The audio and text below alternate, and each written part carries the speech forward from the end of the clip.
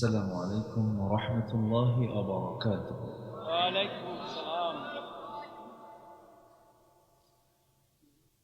إن الحمد لله الأكرم الذي خلق الإنسان وكرمه وعلمه من البيان ما لم يعلم، فسبحان الذي لا يحصى امتنانه بالحق بشيرا ونذيرا وداعيا إلى الله بأعوذ بالله من الشيطان الرجيم. بسم الله الرحمن الرحيم.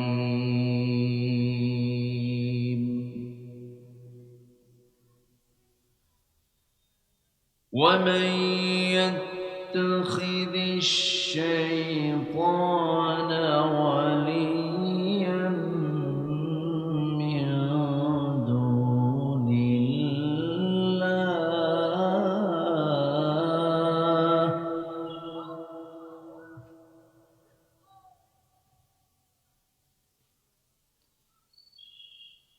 من دون الله فقد خسر خسرانا مبينا.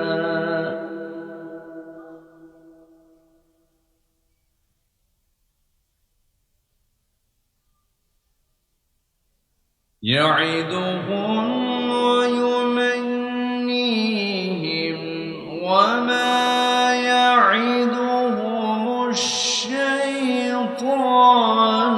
إلا غرورا.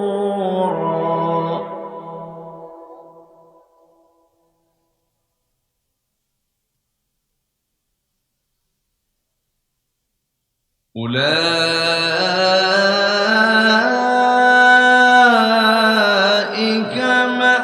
مأواهم جهنم ولا يجدون عنها محيصا.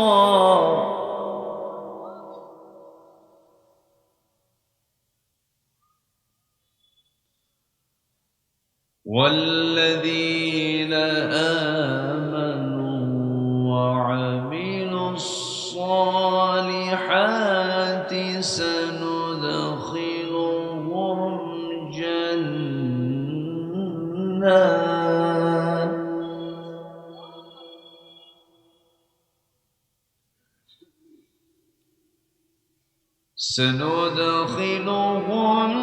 جنات تجري من تحتها الأنهار.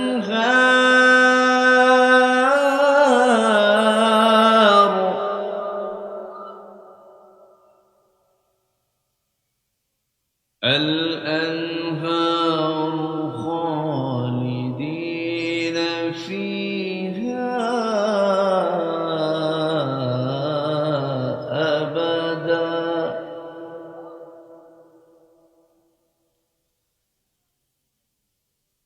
وعد الله حقا ومن أصدق من الله قيلا.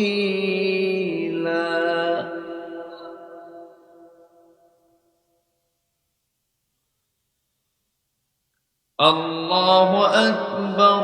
بسم الله الرحمن الرحيم.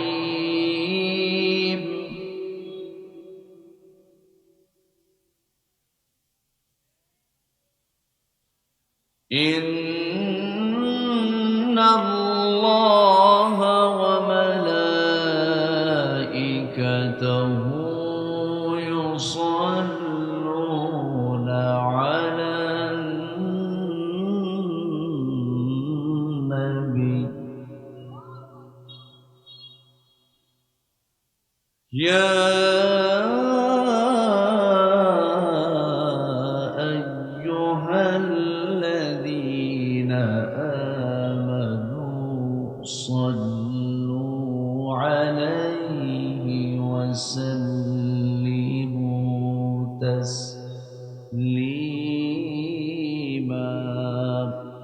اللهم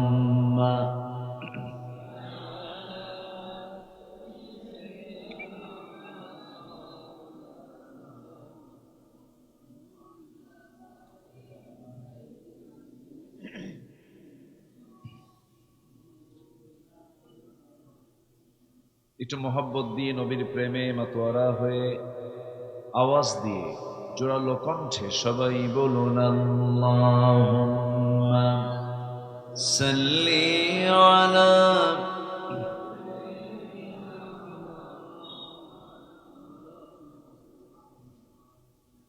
ওয়া আলা আলি সাইয়্যিদিনা।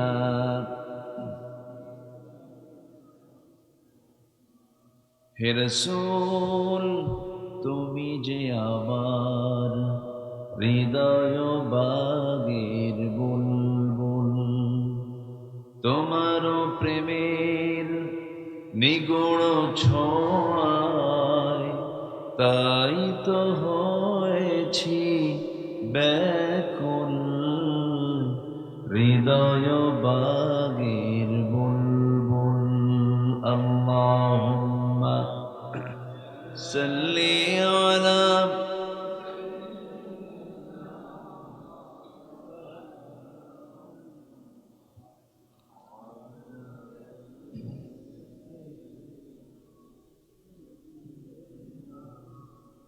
সবাই বলুন বালাগাল উলা বিকামালিহি কাশাফাত তুজা বিজামালিহি হাসুনাত জামিউ খিসালিহি।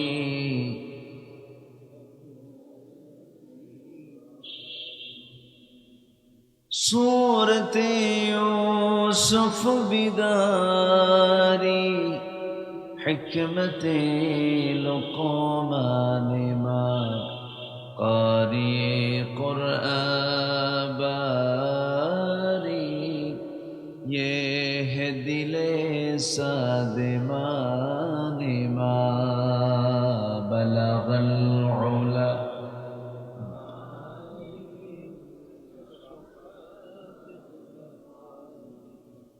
حسنت جميع خصاله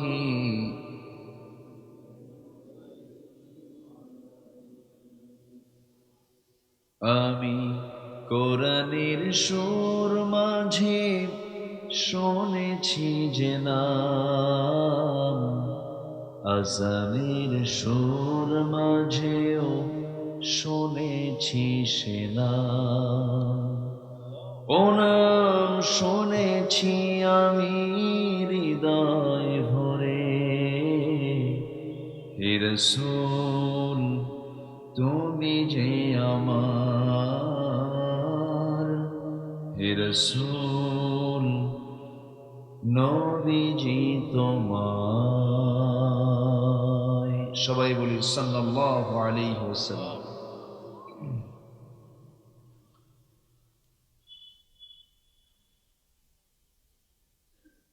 প্রাকৃতিক সৌন্দর্যের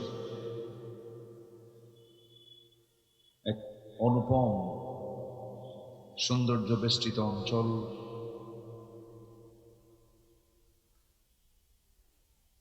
পৃথিবীর প্রাকৃতিক সৌন্দর্যের একটি অন্যতম নিদর্শন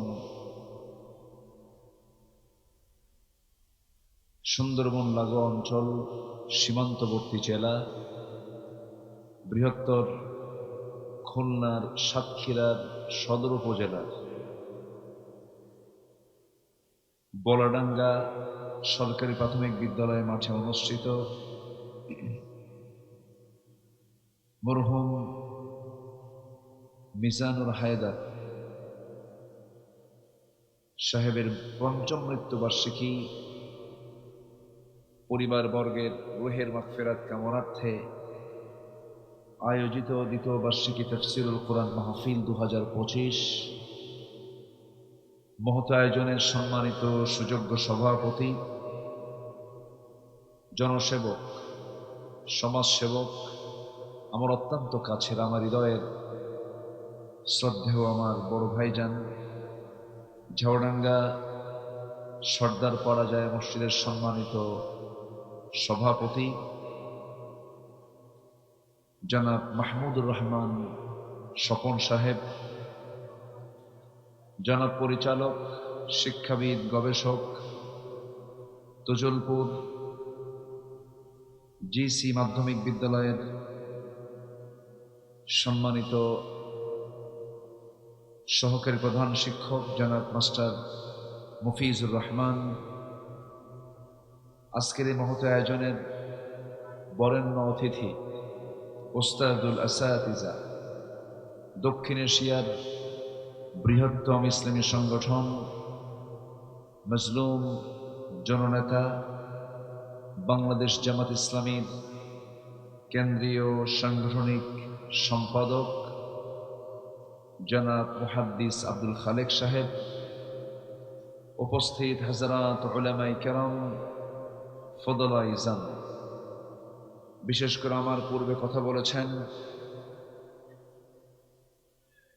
জনাব হাফিজ মাওলানা মাহমুদুল হাসান, উপস্থিত হাজরাত উলামায়ে কেরাম, বিশেষ করে আমার অনুজ, এই গ্রামের কৃতি সন্তান স্নেহধন্য জনাব মাওলানা মনিরুল ইসলাম বিন শামস সহ উপস্থিত সম্মানিত মেহমানবৃন্দ, ওলামা হাজরাত, ফদলা ইজাম, সুশীল সমাজ, সামনে উপস্থিত আজকের মাহফিলের প্রধান আকর্ষণ, যাদেরকে নিয়ে আজকের এই সাজানো গোছানো বর্ণাঢ্য বর্ণিল আয়োজন, আমার প্রাণপ্রিয় সম্মানিত দ্বীনি ভাইরা, আড়ালে বসে আছেন শ্রদ্ধেয়া সম্মানিতা সর্বগুণে গুণান্বিতা মা বোনেরা। আলোচনার প্রথমেই আনুষ্ঠানিকতার মধ্য দিয়ে আমার পক্ষ থেকে আবারও হৃদয় নিংড়ানো, প্রাণ উজাড় করানো, দিল খোলা সালাম, আসসালামু আলাইকুম ওয়া রাহমাতুল্লাহি ওয়া বারাকাতুহু। সবাই কেমন আছেন? আওয়াজ খুব স্লো মনে হচ্ছে, গোশত খাওয়া মনে হয় একটু কম হয়েছে মনে হয় নাকি? সবাই কেমন আছেন বলুন। আমাকে প্রশ্ন করেছেন, আল্লাহ পাক আমাকে আপনার সাথেই বসে রেখেছে, বলি আলহামদুলিল্লাহ। এই সময় তো সব অতিথিয়তা আত্মীয়তা নিয়ে সবাই ব্যস্ত, বিয়েই বাড়ি, জামাই শ্বশুর বাড়ি, শ্বশুর জামাই বাড়ি, মেয়ের বাড়ি, এইগুলো নিয়ে সবাই ব্যস্ত, আর এই এলাকার মানুষগুলো মাহফিল নিয়ে ব্যস্ত। আলহামদুলিল্লাহ, ঠিক আছে না? আমাকে আমার বাড়িয়ালি যিনি, আমার আহাল হেড অফিস, আমাকে বলতেছে যাচ্ছেন কোথায়? মাহফিল। এই সময় মাহফিল করে কারা? ওদের আত্মীয় স্বজন। মানে মাহফিল আমাদের তো সারা বছর যেতে হয় এদিক সেদিক, তার কাছে এটা আশ্চর্য মনে হচ্ছিল। তো যাই হোক, আমরা বসতে পেরেছি। ঈদ পরবর্তী দুটো আনন্দ এখানে যোগ হয়েছে, একটা হচ্ছে ঈদের আনন্দ, আরেকটা হচ্ছে মাহফিলের আনন্দ। বলি আলহামদুলিল্লাহ। আসলে আনন্দটা কি পাপীর জন্য না নেককারের জন্য বলেন তো? বলেন। কিন্তু আজকে আনন্দ ভোগ করতে চাই বেশি কারা? পাপীরা। ঈদ আসে, ঈদের বিকালে মদ না খেলে হয়?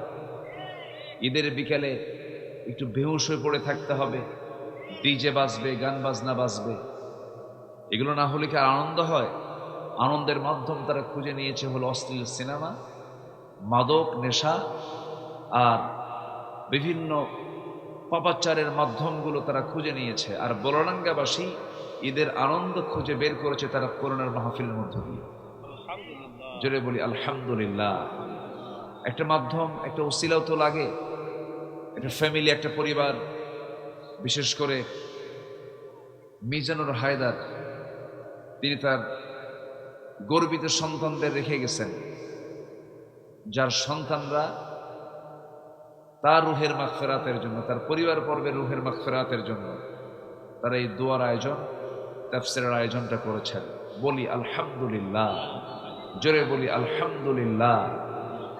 আমার আগের যিনি মেহমান ছিলেন আমার অত্যন্ত কাছের, আমার স্নেহধন্য আমার মনোয়ার হোসেন মমিন ভাই, তিনি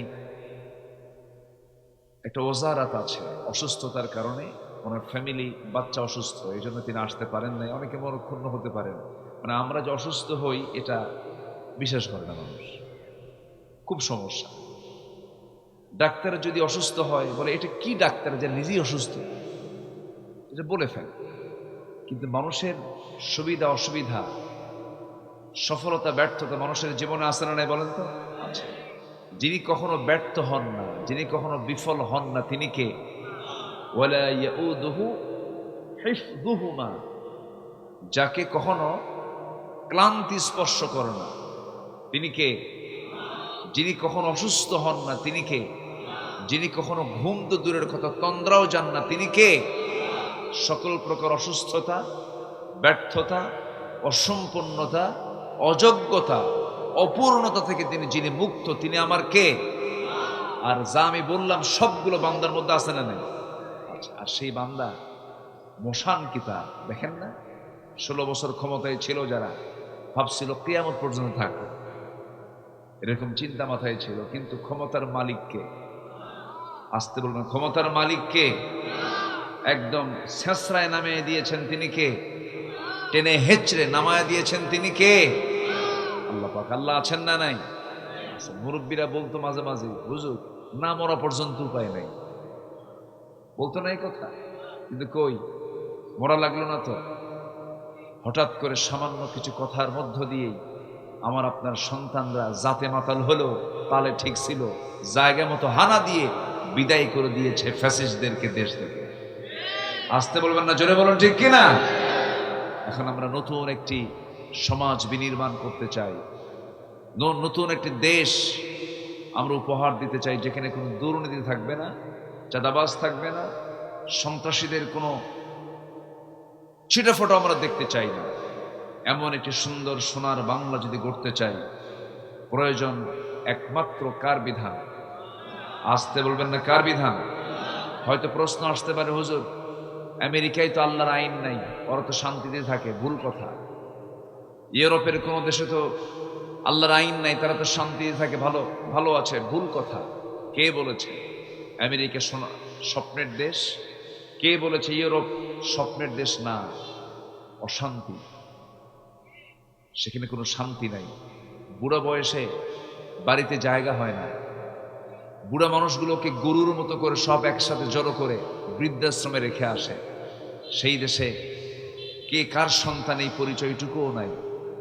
সন্তান জানে না আমার বাপটাকে, তাহলে ওই সমাজের যারা বাবা, যারা বৃদ্ধ মানুষ, তাদের কি সম্মান সমাজে থাকতে পারে?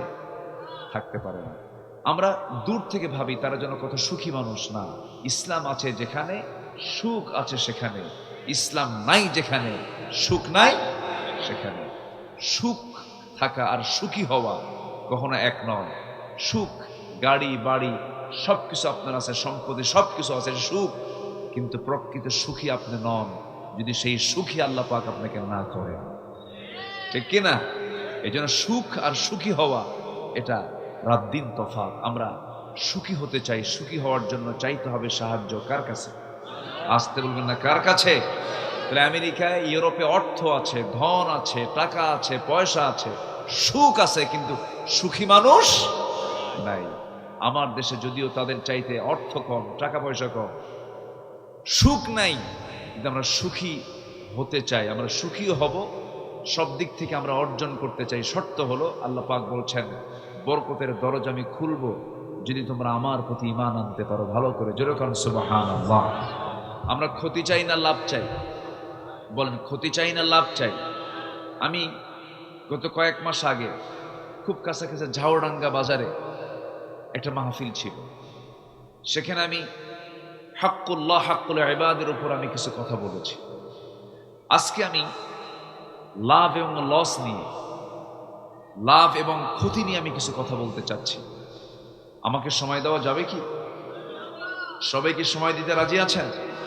আমি কোনো মাহফিলকে কখনোই দুর্বলতার চোখে দেখি না, কারণ আজকের এই প্রযুক্তির কল্যাণে আমাদের একটা কথার একটা ওয়ার্ডও রেকর্ড থেকে বাদ যায় না। এই যে ভাইরা এক ঝাঁক ভাইরা রেকর্ড করার জন্য আসছেন। প্রত্যেকটা শব্দ টু শব্দ রেকর্ড হচ্ছে এবং এই রেকর্ড কথাগুলো, ভিডিওগুলো, এই ধারণকৃত কথা ভিডিও সহ আগামীকাল পরশুর ভিতরেই গোটা দুনিয়াব্যাপী সাপ্লাই হয়ে যাবে, সব আপলোড হয়ে যাবে, সবাই দেখবে, কোটি কোটি মানুষগুলো।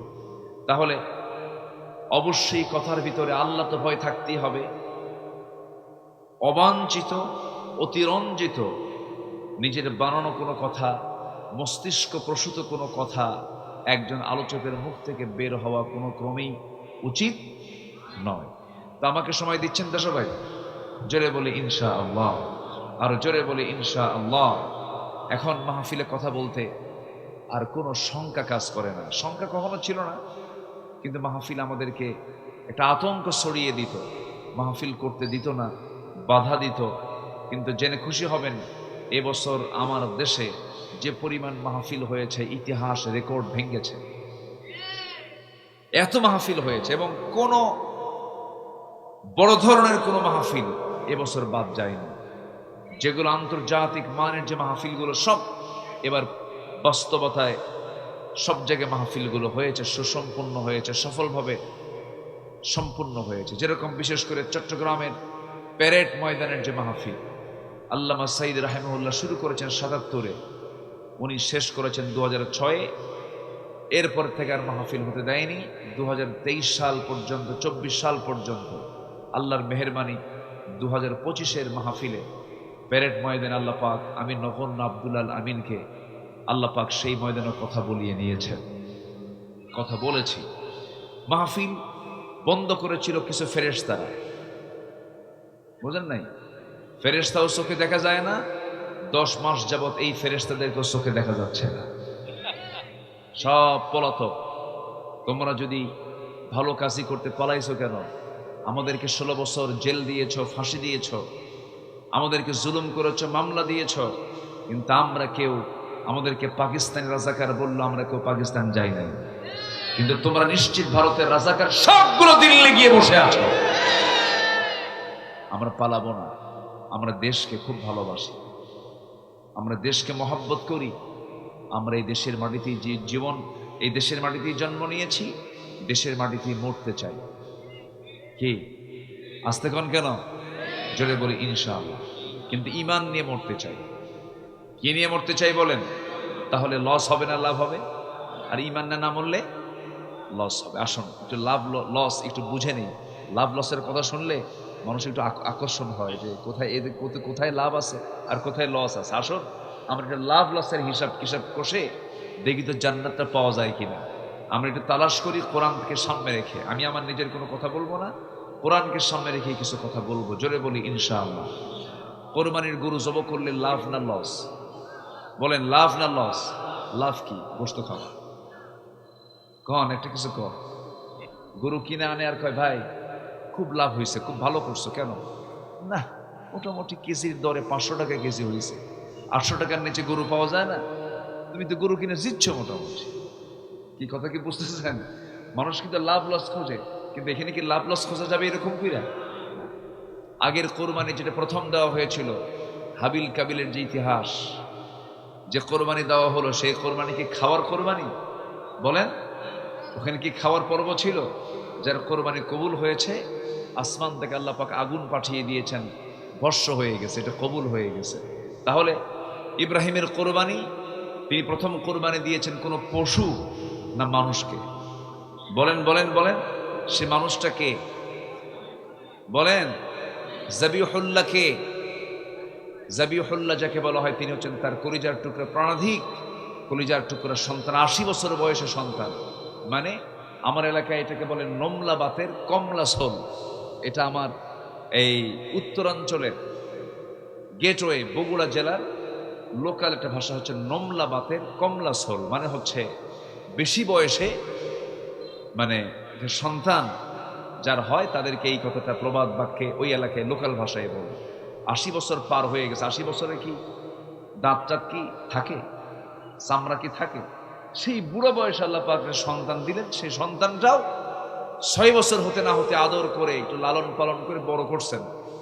সঙ্গে সঙ্গে আল্লাহর অর্ডার হয়ে গেল, এটা আমার জন্য দিতে হবে। কি দিতে হবে? জোরে কন।